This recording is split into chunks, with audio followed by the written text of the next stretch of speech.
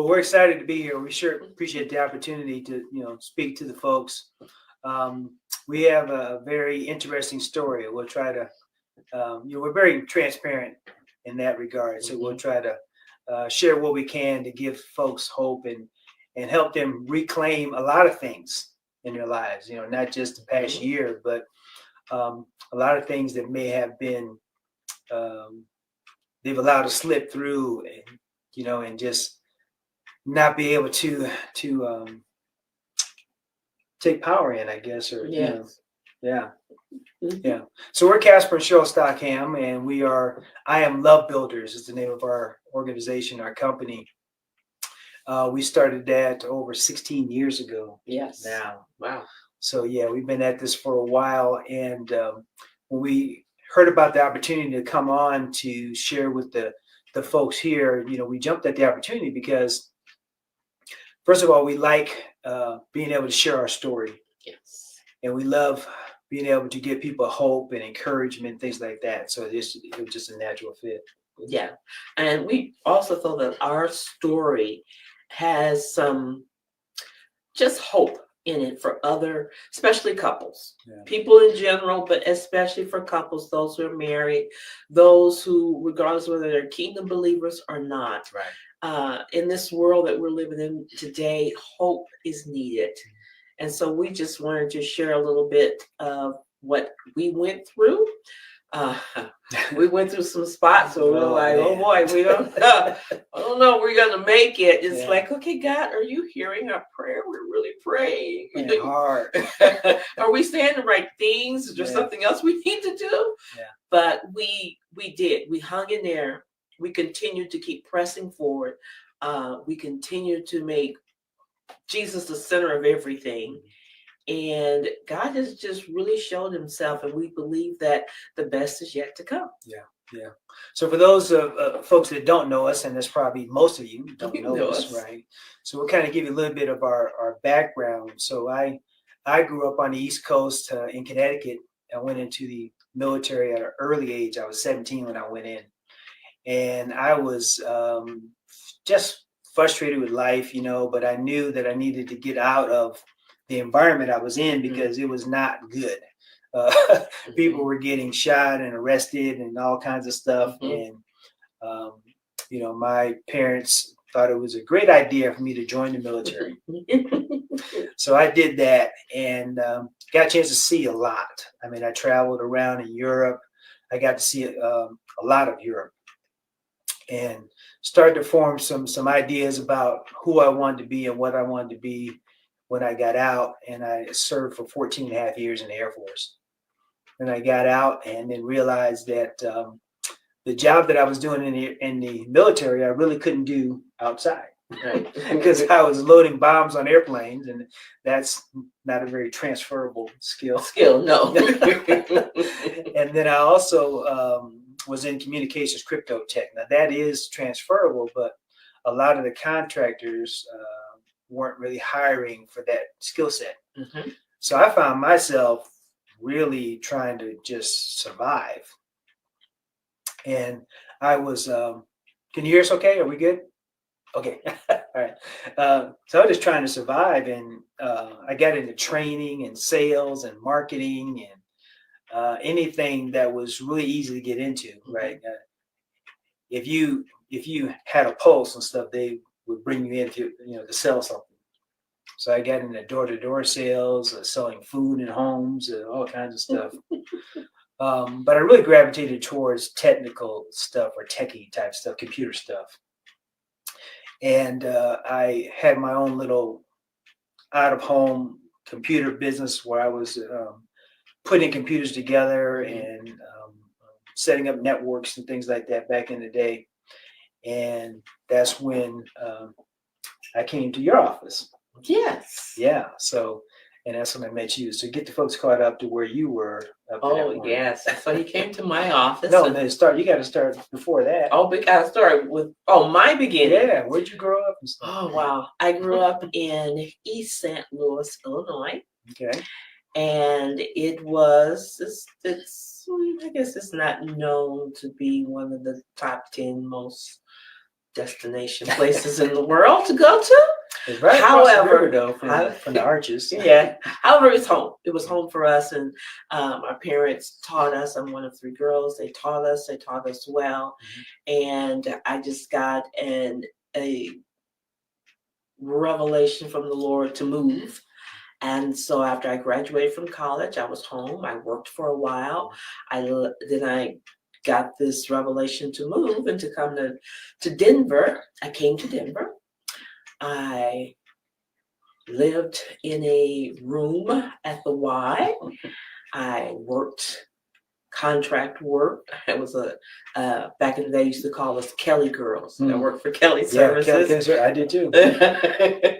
A lot of temp agencies. And I did that for a while until I got a real job. Mm-hmm. But all in all, God just really groomed me. Yeah. And he was preparing me. And I worked. I was learning life, learning adulting, making mistakes along the way. Mm-hmm. And God kept his hand on me. And then I got into a good group of friends, good group of church, a good church home. Mm-hmm. And I was having a good time learning about the Lord. And then I met this one friend who decided, after a series of events, to open up her own real estate company, which I had my license at the time. And she opened up her company. She asked me to be her office manager. I was also her personal assistant. Mm-hmm. And things were rocking and rolling because that was during the time when real estate was booming. Yeah, it was booming. Right before it crashed. Yes, just before 9/11. Yeah. And things were booming. But we set up the office. And so we were looking for someone to help us get the office all set up. And so that's when I met Mr. here. Yeah. He came to the office. He was going to help us set up and get all of our IT hooked up. And I want you to know it was not love at first sight. No, it wasn't love at all. It was I did not like him at all. Yeah. But there was some history on my part before that, because we teach marriage and coaching and counseling right now. But for me, it was from the school of hard knocks, because I had been through several failed relationships and marriages, and I was in a relationship that was, I don't want to be that harsh on it, but it just wasn't working. We put it that way. It was a bad relationship, but I was in that relationship when we first met. Right. So the Casper that you met was not the Casper I wanted to be. I wanted to be better. I wanted to be different, but that's the guy you met. So. Yeah, well, I didn't like that guy. I didn't like him either. I didn't like him at all. There was no love at first sight. There was no music playing in the background or anything. Yeah. I quite frankly had told my sisters there in the office, the girlfriends I hung out with, I said, if he comes in here one more time talking to us like that. I thought Casper was very arrogant. He was cocky, and he was condescending. Yeah. And I was a hot mess. Yeah, you were. And he talked down to us. And I just told the girls, I said, look, we would ask him simple questions, and he, just kind of, his answers weren't very pleasant. So I told him, if he comes in here one more time, and talk to us like that, I am just going to sock him. I was just under duress a little bit, but I call those times before Cheryl, BC, before Cheryl. Mm-hmm.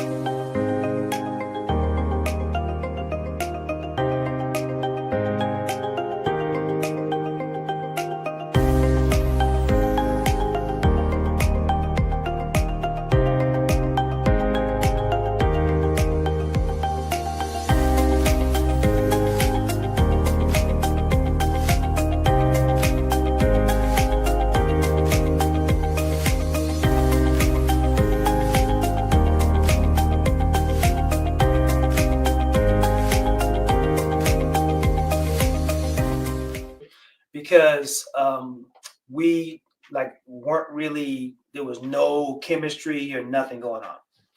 But the relationship that I was in ended, and I was frustrated. I was like, God, what is going on? I said, I'm in my early 40s, failing at relationships left and right. And I'm sitting, I can remember the moment as clear as it was yesterday. I was sitting outside of my apartment in my car, and I'm crying out to God. I'm saying, God, look, I love the thought of being married. Mhm. I want to be married, but obviously I have no idea how to pick a good spouse or even be in a good relationship. So if she's out there, you're going to have to bring her to my attention because Okay. I'm tired of picking the wrong ones. And that's when God, the vision of you, he said, what about Cheryl? And I'm like, huh. I said, well, she is pretty. Right. Thank you. All right. She's pretty. So I said, who knows? I said, but I don't know anything about Cheryl really, other than our we had some very brief conversations, and like you said, they weren't really all that. No, they were really pleasant No, conversations. Whenever he So- would call, I just really transfer this Yeah, call yeah, to someone else. to low, yeah. So we had a mutual friend, her boss, and my friend. So I called her up and I said, hey, is Cheryl dating anyone? And she said, I don't know. Let me check. So a couple of days later, she called me back. She said, the answer to your question is no. And I thought she meant, well, I talked to Cheryl and she was like, no. Get that guy away. No, get him away from me. She said, so what are you going to do? I was like, well, nothing. She said no, right? She said no, not no as in not interested, no as in she's not dating anyone. So what are you going to do? And I said, well, I'm going to call her. So I called, and you were like ready to transfer me to her. Yes, I was. I said, no, I want to talk to you. And she's like, who is this? Like talking to me about what? So I asked her out on a date, and she Mhm. said yes, reluctantly. But we went out on a date, went to the movies, and I found out she was really into action movies, and I love action movies, so that was cool. Went to go see action movie, and after the movie, we talked for 3 hours. Yes, we did. We talked about everything. Yes. And I found out she loved action movies. She was entrepreneurial minded, Mm-hmm. business minded. Mm-hmm. We had a lot of things in common. And God was like, that work? I said, it works for me. So I knew that night. I really knew that night. I said, she's the one. Really? Yeah. Okay. And then when I kind of mentioned it, I didn't know that night. No, you didn't know. Or the next night, or the next night. Or the night. A whole bunch of nights. No, I don't think so. But interested. No, but 2 weeks later, we kind of started to lean into each other a little bit, and I think I asked you to marry me like 2 weeks after. 2 weeks. So No, I asked you to marry me the next week. yeah, our first date was on I believe our first date was on the 16th of August. Uh-huh. And that was like on a Friday or Saturday. Mm-hmm. And then that Wednesday was when we got together. Yeah. And that Sunday we went on a drive up in the mountains. Right. And we planned to have dinner together on Wednesday. Mm-hmm. So that Wednesday we went to dinner. He prepared his famous dish, and I cooked up the rest. Mm-hmm. And we were eating dinner, and all of a sudden he started babbling. That's what the best I can describe it. He was, I just want, and you, like, what is he saying? In my mind, I'm thinking, what is wrong with him? What is he saying?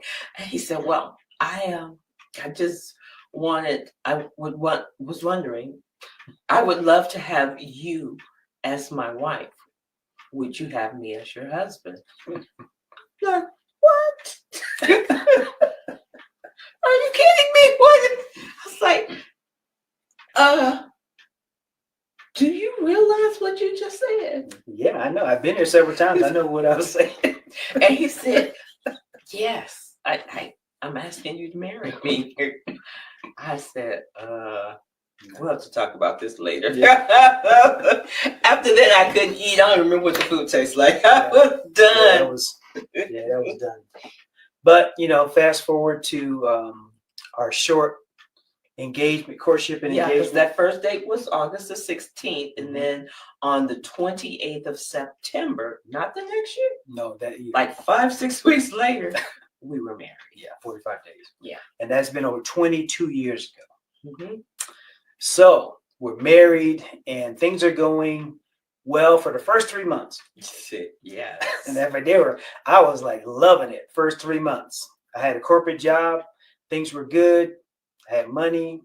Bills were getting paid. And then I got laid off. Yeah, and I was already in real estate, and he got laid off. 9/11 happened. Yep. There was no more real estate. We both were scrambling trying to find jobs.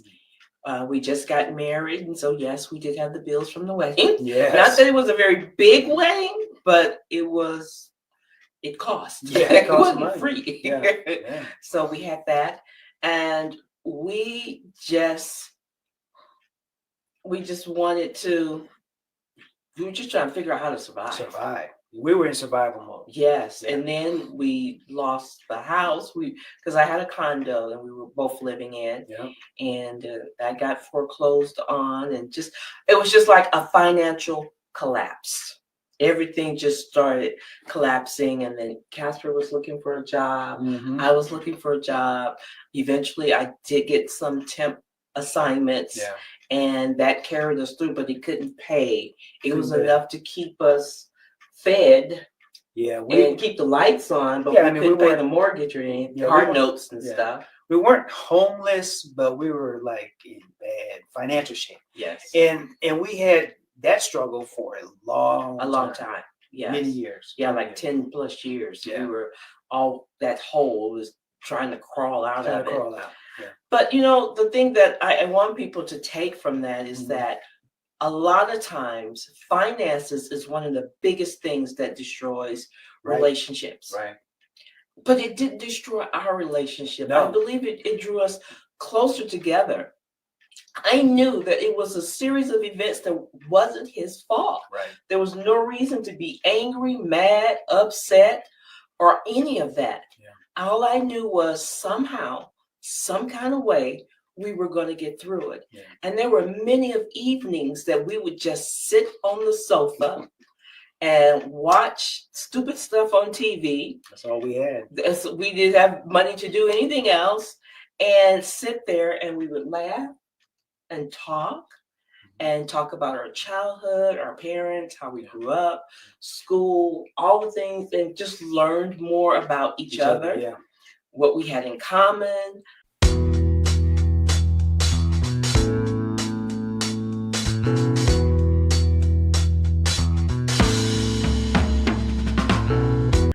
What were the differences, and we just bonded. Yeah.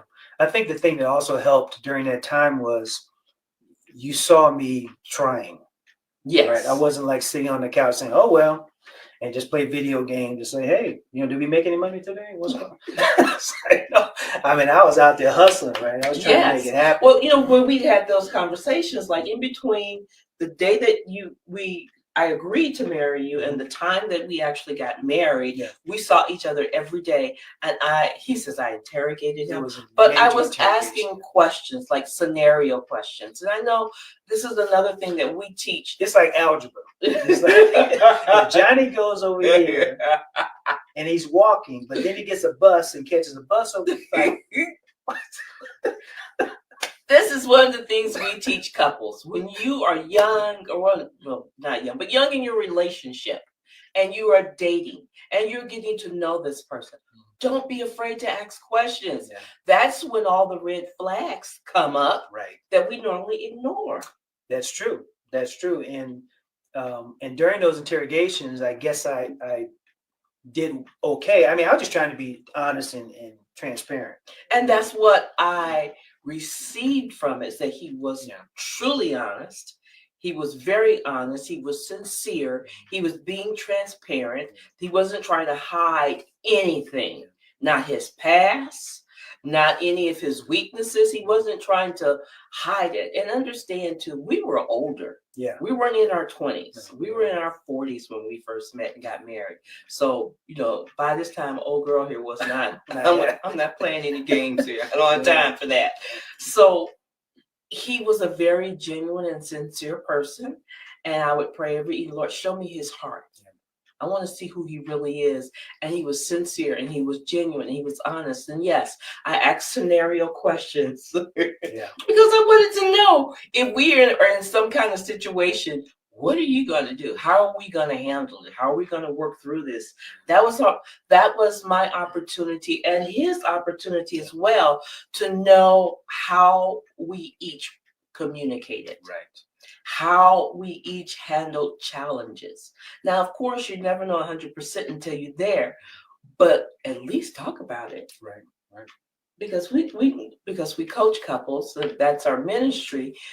They don't even talk about it. They just, well, we're in love. We're gonna get married. Oh yeah, and then you get married, and you find out that you need a little bit more than love. A lot more than love. You do. You need patience and gentleness and kindness and long suffering, forgiveness, how to pray, and some money. A lot of money. You need all these other things besides love. And yes, love can be the glue, but love can also, people say they're in love until challenges happen. Then you find out that not so much. Yeah. And so this is the early on stages, and this is some of the basis for our ministry and how we train and work with and coach couples in their marriages, because we sat there many a day and we didn't know how we were going to make it. Yeah. What's interesting is that some people would say, oh, well, you guys had this plan all along to be doing what you're doing. No, we didn't. This kind of happened. And when we look at it now, I mean, it all comes together and it makes sense. But, we weren't planning on doing coaching couples on being happy and all the other stuff. No. But we were attending a church and they were putting together a marriage retreat. And we were on the board for the marriage retreat. Mm-hmm.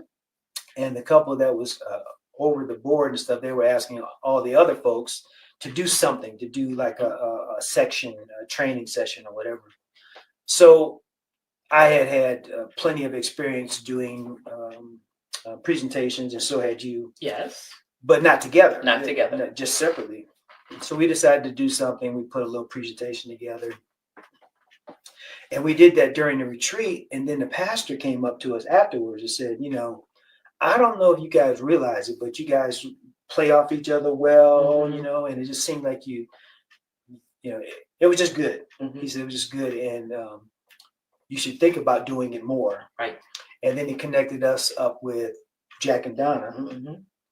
And they were part of a grant that traveled around the state doing workshops for couples. But you had to be certified and things like that. So we got with them. And went through all our training, our certification, learned what we've learned and learned some more. Yeah. And we did that for like 8 years. Yes. Well, actually, it was a little longer. It was 8 years. Maybe it might be a little longer than 8 years, but we learned a lot early on in our marriage. And I think it was good for me because I had never been married. Right. It was good for Casper because he'd had several, as he said, marriages and relationships that failed. Well, now here's some revelation as to why, what happened. Yeah, I had never been successfully married. Yeah. And so, and that's another thing that we work with couples on and we coach them on is reflect, especially couples who have been divorced. Right. Before you get into your next relationship, reflect. Right. Don't be afraid to look at what happened in your previous, be it plural, single, relationships. And don't look at it fearfully. Look at it with, I'm gaining knowledge. Clarity. You want clarity. Yes. So you want to make sure that you are the best you can be before you start to connect up with somebody else, because if you're wounded and they're wounded, And then you get together and you don't understand why this isn't working. Well, we got two people who never stop to get their healing. They never stop to get healed. Their soul is still wounded. Their hearts are still broken. Their emotions, bitterness is number one. They're angry still. I mean, we mask it, and we as people are pretty good actors. I mean, we can act. Hey, how you doing? I'm good. You good? We all good. But no, we're not all good. And it takes a lot to say, no, I'm not good. During the dating process, we get all cleaned up and smell good and look good and pretty and everything. And, we're all polite and everything. And then when you make that commitment to get married or move in together, now the real you shows up. Right. And another way to say that is the baggage, right? That you bring from that relationship. You got this baggage that comes in. But the baggage wasn't there when you were dating, right? You didn't carry that baggage around. No, you hid it, you left it in the closet. But once you commit to living and doing life with this person, you can't hide that in the closet anymore. No, the storage opens up and all the baggage, everything falls out. What is that? Well, that was from the past. Don't bring that in here. What do you do? I mean, you got yours, she got hers. It's just baggage, and no one. So that was one of the things that when we talk about the previous years or your current year that you're in. For your next year, if you got baggage, fix it. Get them old suitcases out, go through them, and say, I don't need this anymore. And we're going to share some tools with you before this is all done. We have a lot of tools on our website, and we'll share that with you. But what we're talking about now is our MVP program, Most Valuable Partner program. What we found, because we talked to all these couples and stuff and doing these workshops, and everybody wants us to fix their spouse, right? The husband wants us to fix the wife. The wife wants you to fix the husband. And we're like, no, how about we work on you?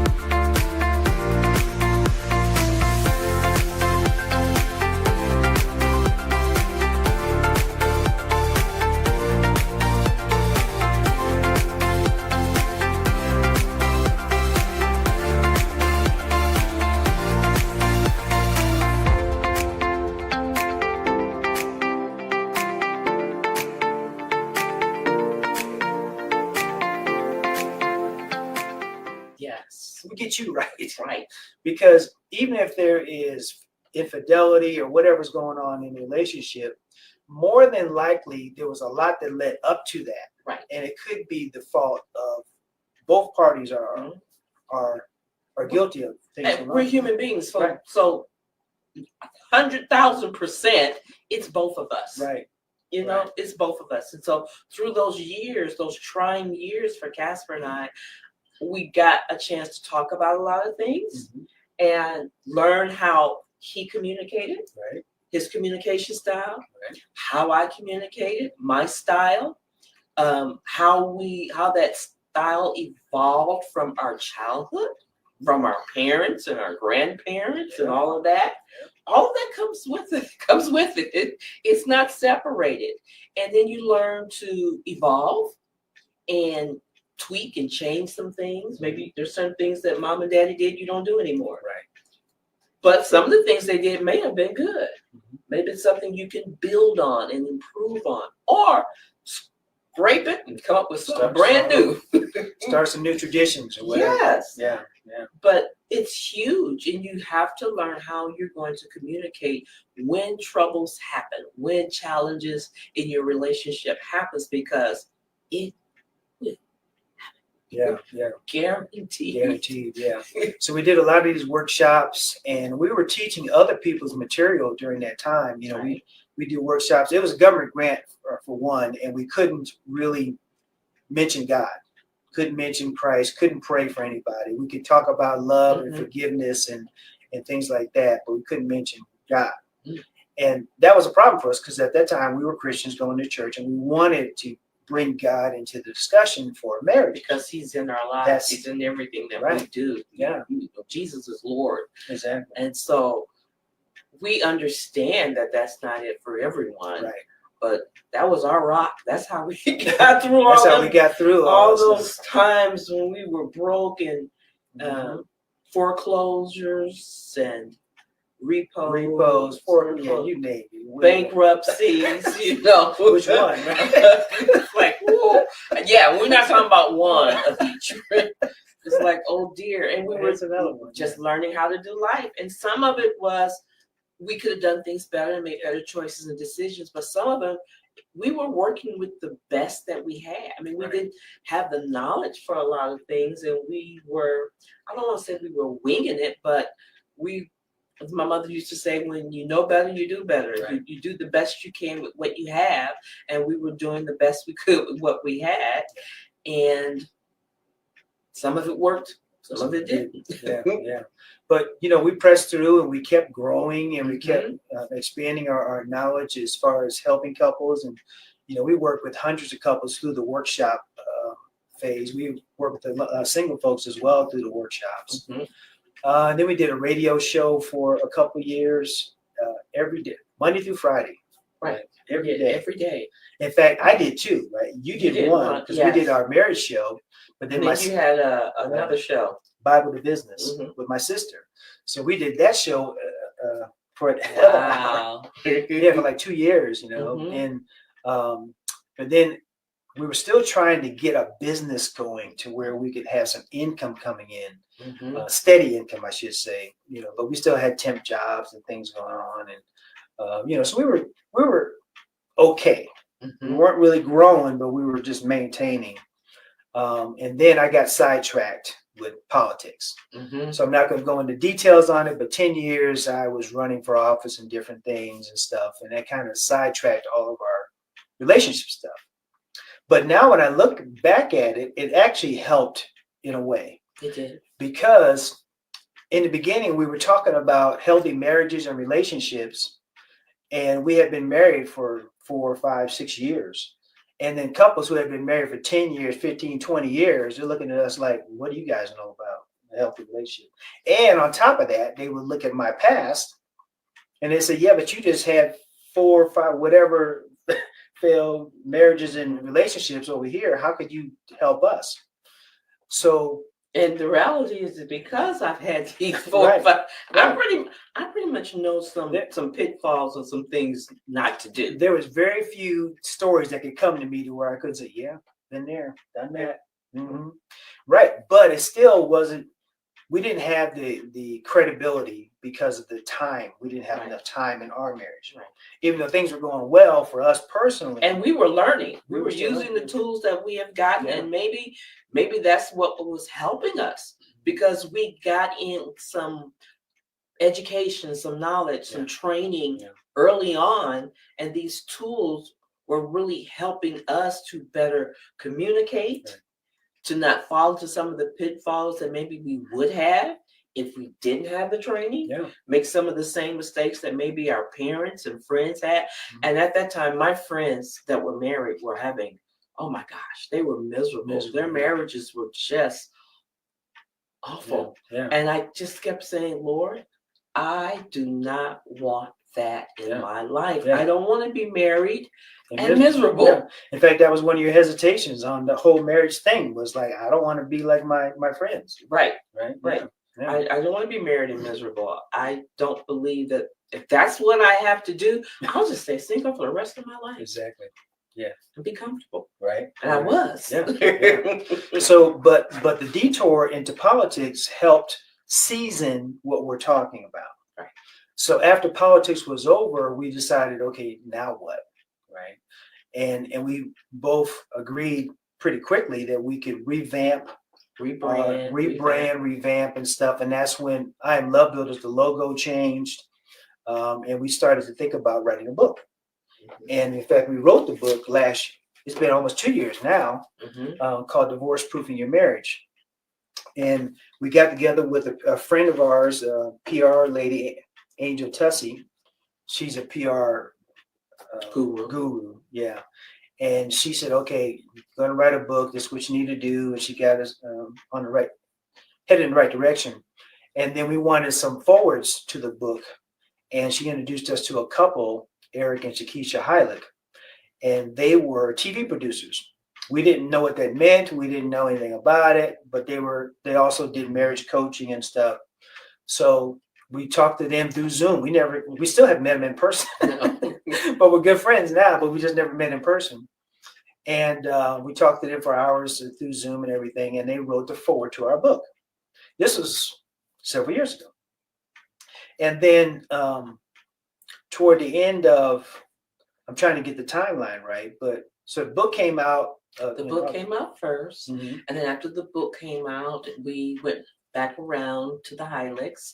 You asked Eric about the TV. TV. Yes, and he led us to Zandra TV. Yeah. He said, hey, if you want to look into the TV portion, you need to talk to Zandra Evans.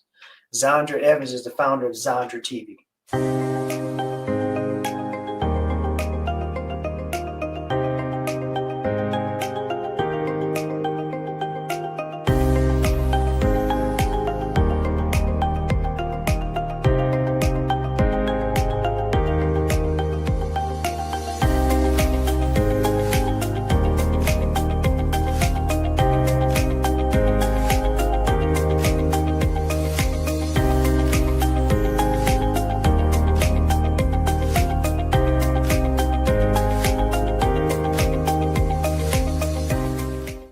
And I have a public service announcement. If you do not want to be in TV, don't talk to Zandra. If you talk to Zandra, you will be on TV. If you have any kind of an idea or thought that you want to get across to a broader audience, Zandra can help you, and you'll be on TV. So we met with Zandra through Zoom, and she's the studios are in Texas. Our studios are in the Dallas, Texas area. And talked to Zandra. She loved the idea of what we were talking about, winning with love. That's our logo and in the background. And we wanted to do a relationship game that we were formulating. At the time, we didn't have the game. We just had a thought about the game. We told her about it, and she thought it was a great idea. But being on TV is not free. No. So that's where faith comes in. You have a lot of faith and prayer. Yeah. And you put those and two fasting. together, and fasting, prayer, faith. Woo! Scripture says you walk by faith and not by sight. Yes, because you don't see anything. But the Lord is faithful, and He brought it all together. By His hand, season 1 was totally paid for. Yeah, but we skipped ahead a little bit. Yeah, we had to. So we met with Zandra the first time, and she liked the idea. She told us how much it was going to cost to get this show on TV, and we're like, "That's interesting. We don't have that money." No. So she said, "Well, think about it, pray about it, whatever." Right? So we thought about it, prayed about it, got back with Zandra, and said, "Okay, we still don't have the money.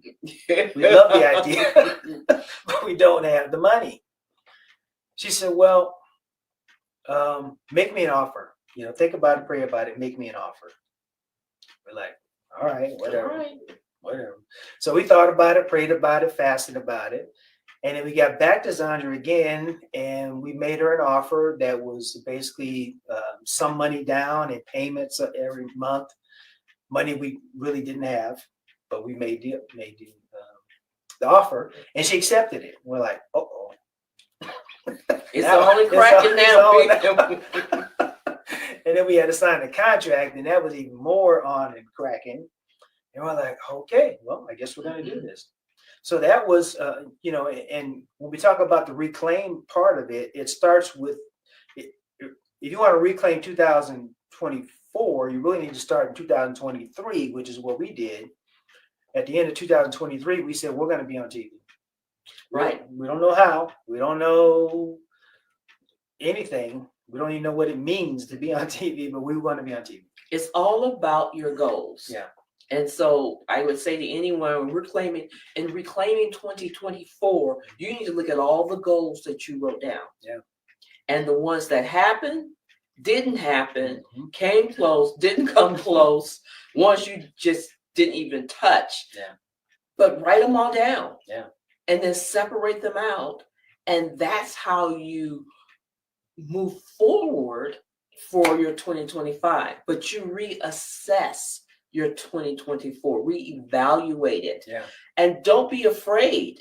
It's not like I lost or this didn't turn out. No, everything, whatever. I'm trying to think of a quote that I read once. It said, "There's no such thing," and I'm not quoting it correctly, in failure, but learning. If you did fail, you have not failed, but you've learned. Well, you don't lose unless you quit. So Right. You just have to keep.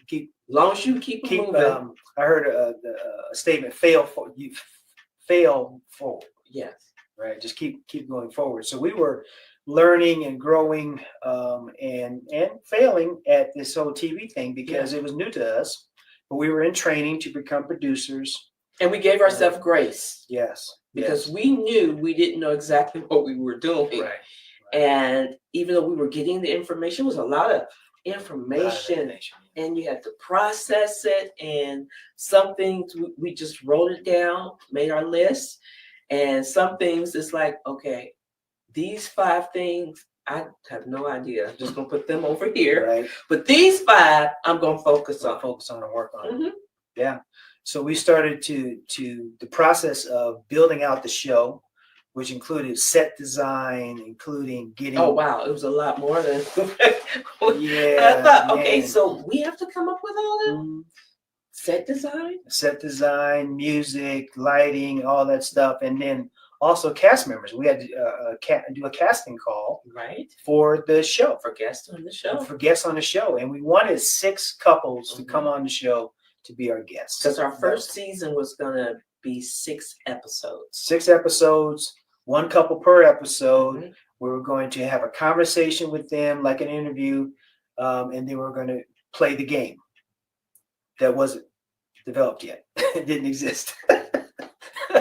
So we were looking for these couples, and this is another thing that we went through because we had 1 couple, 2 couples, things are going well early. Right. And then we get 1, we lose 2, we get 3, we lose 1. Yeah. It's like, okay. And it was getting closer and closer to the taping date. Right. And we were just at 4 couples. And I'm really sweating, right? I'm pulling my hair out, right? The little hair I got pulled out. And Cheryl could see that I was like frustrated because our goal, not God's goal, but our goal was 6 couples. Mm-hmm. But we only had 4. 2 days. 2 days before we're supposed to tape with 6 couples. Mm-hmm. We only have 4. You had been getting some downloads from the Holy Spirit. I said, Holy Spirit, what are we to do? Yeah. And he said, well, why do you have to have 6 couples? Can't you do a show with 4? I said, well, yeah, we can. He said, well, why don't you do a forum, a love talk, bring all the couples together and have an open session of communication about relationships, about marriages. Wow. Okay. And so I presented it to my husband. Yeah, she gave it to me and I ran. I was like, thank you, Jesus. That's exactly what I needed. 20 minutes later, I had it all mapped out as I had to, because it wasn't just the fact that we didn't have 6 couples. Well, there was 6 couples plus their interviews plus the game. So that was basically 2 couples that weren't going to be in that process, which means we had a lot of show to fill in the blanks for. Mm-hmm. But we needed that time because we, as in you and I, we had all this material. We had we had the content, plenty of content for even if we didn't have. We had content for even if we had no couples. No couples, right? But we had enough content to fill in for the two couples that couldn't make it. Yeah, easy. And we just did a pivot, and it was smooth right after that. It was super smooth after that. We did, and the portion of the show, because we had like a three section, or what do you call it? The three different segments to the show. There was the interview, there was a love talk, there was kind of like a panel discussion about marriage and relationships and stuff, and then there was the game.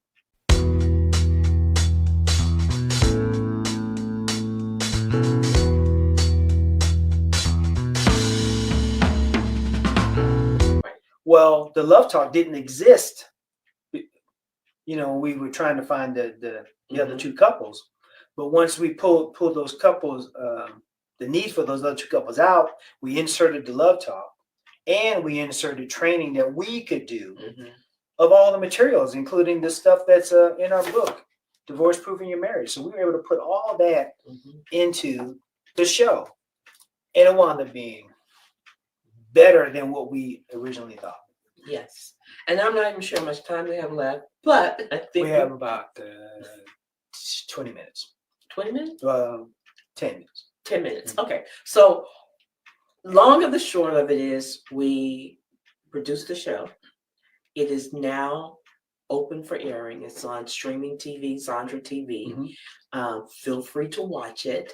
And now we're looking at season 2. But the whole thing is that our whole life is that you reclaim what you lost, and then you set a new precedence for where you're going. Yeah. So don't let it hinder you. Don't let it stop you.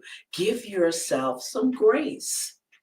Set goals, make plans, write them out, and keep it before your eyes. They say goals that you, exact quote, but goals that have not been written out, that you don't keep before your eyes, are just dreams. Yeah. And so you need to keep those goals in front of you. So we write them out. Right. We look at what happened. Look at what happened in 2024 for you. And what didn't happen in 2024 for you. Right. And what you still want to happen in 2025. Right. Write them out in categories, write them out, look at them, evaluate them, do an assessment of them, and then present yourself a new set of goals. Yeah. So what you didn't get accomplished this year, it's okay to take it to next year. Yeah. And if you only got half of it done, then the half that got done, move it over so that build upon it so you can expand and you can grow. But in your marriage and in your relationships, I would also say have goals for that too. Absolutely. Since that's our area, and we tell our couples, write goals. You write goals for your finances. You write goals for that trip you want to take next year, that travel you want to take. You write goals for the family, for the remodel. You have all these goals. Have goals for your relationship. Yeah. And make one of those goals where you open yourselves up for more training, for education, for growth, for enhancement, so that your marriage, your relationship will continue to grow, bloom, blossom, and thrive. Yeah, yeah. So we've been married for 22 years. We had financial challenges for easily half of those years or more. Last year we bought a house. Yes. Yay! And 2 new cars, or 2 newer cars. Yes. So things are going well. For the season 1 of our TV show is completely paid for, and season 2 is 2/3 paid for already, and we haven't launched into season 2 yet. So things are headed in the right direction. Now, are they where we want to be or end up or whatever? No, not even close. We're still growing. Yeah. We are still putting ourselves out there and opening ourselves up to thrive, to grow, to flourish, to help as many folks as possible. Yes. So don't don't be down on yourself. I guess Yeah. that's the point I'm trying Yeah, to make. yeah. There's plenty of people that don't want you to succeed. You don't need to be one of those people. Yes. You need to be focused on the future, focus on 2025, but you start now by reclaiming 2024, but also figuring writing down your goals right now for 2025, whether they're and stretch it. Make them goals that you have to stretch into. Right. Don't, if it's something that you can pretty much do all by yourself with one hand tied behind your back, that's not a goal. That's not a goal. You want something that's going to stretch you. Yeah. You want something that say, oh my. Oh, that's a big one. That's like TV for us. It was a big goal that we had no idea, but it was a stretch. And then so tomorrow's my birthday, but I wrote a book that's in companion to our other book that we had, Divorce Proof Your Marriage, called Mastering Adam. It's going to be available. Put it in the middle there. It's going to be available tomorrow on Amazon. And Mastering Adam is a book that I wrote in conjunction with a podcast that I did about 1.5 years ago called Mastering Adam. And I had 20 Christian men come on, and we just unpacked Adam, the biblical Adam. And the tagline, the subtitle is Becoming the Best Adam for Your Eve. And it's a really powerful podcast, and the book is a great companion to the podcast. It's really for men, Christian men specifically, but anyone that wants to really become the best husband for their wife or the best partner for their spouse. And the book is going to be available tomorrow. So you can get all this information we've been talking about, our tools. We have some communication tools that are free that you can get access to. We have a love assessment that's free you can get access to. We have the first 5 chapters of our book, Divorce Proofing Your Marriage, is also free on our website. And it's mainly for singles. So don't discount the book because it says Divorce Proofing Your Marriage. The first 5 chapters in the book is to singles. Because even before you have a good marriage, you need to know how to be a good single. Yeah. So you can get all that by going to our website. Is IAMLoveBuilders.com. IAMLoveBuilders.com. On the front page of the website, there is an image. It says MVP app. So you can download the app. It's free. And once you are logged into the app, you'll get access to the ebook, the love assessment. You get access to go straight to our TV shows that are all available. You can binge watch them or just watch one a week or one a day or however you want to do it. And we have more material up there that's being added every day and every week. So there's a lot of free stuff. And we also have some products up there like our books. And we have a new love pack. It's both of our books. It's our card game that we developed, the Winning with Love card game that's right back here. Also, a MVP bronze membership. That's a $297 value just for the bronze membership. So we have a love pack that you can get from our website as well and from the app that we'd love for you to take advantage of. And we are available. We're available for questions. We're available for coaching. We do one-on-one coaching with folks. We do group coaching. We do workshops. We'll travel. I know the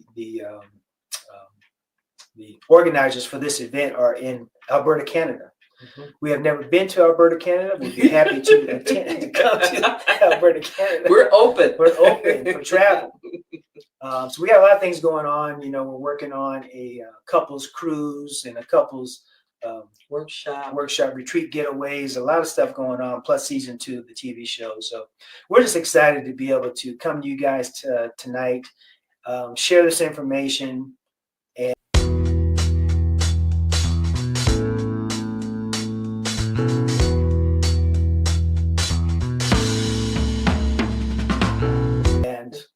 we just want to thank you for allowing us to share our story with you because we learned a lot through the ups and downs that we have had, not just in our marriage, that's just in our life in general. and we learned from it. We've grown from it. We continue to grow from it.